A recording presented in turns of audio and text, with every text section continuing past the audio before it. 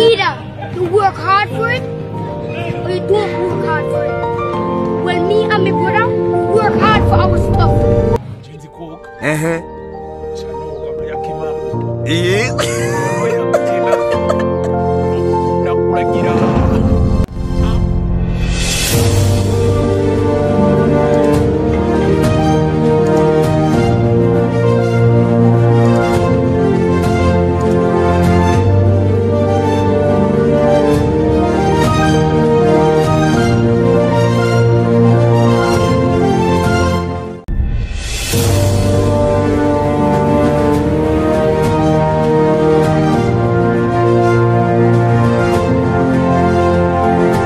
My people, the Wagwan. This is your boy number one Yago. Alongside a whole party number one did it.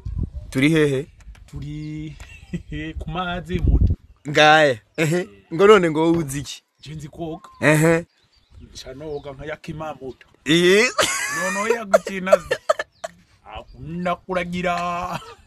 Akunda Gushora. Akunda Gushora. Apogiriza fisaki rongi cyane. Yey, bwa mbere nije muntu wa mbere ubonye tatuwaje ya Melodie wagwana. Mu mashashi ikiri nca mota. Cyakoze. Tutarayihambura. Zikiri mu mashashi. No, my story. Yeah. Yeah, isn't over yet. Yes.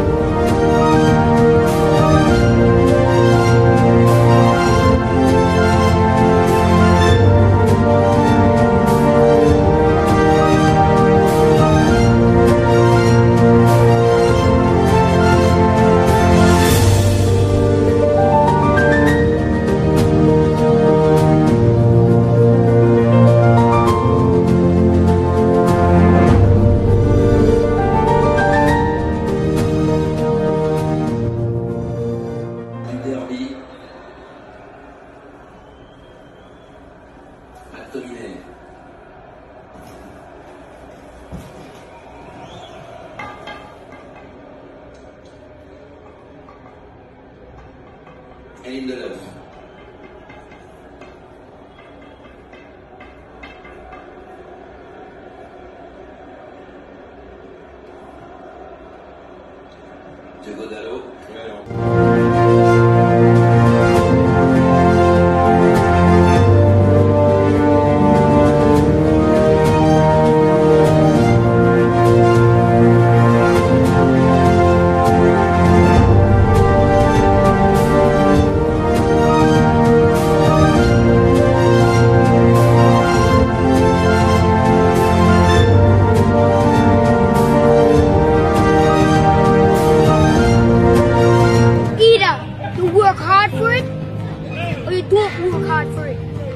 Well, me and my brother, we work hard for our stuff. It don't come easy. In life, you have to work. Either you want to be the shark of the ocean or the fish of the ocean. And right now, we want to be that shark. Take over everything. Strength, no weakness. Power, the muscle. Have to have that mindset. So you're going to come in here and dominate. When you say, oh, something wrong. No. Don't put yourself down. Motivate yourself. Keep yourself up, pumped, and ready for any challenge that comes.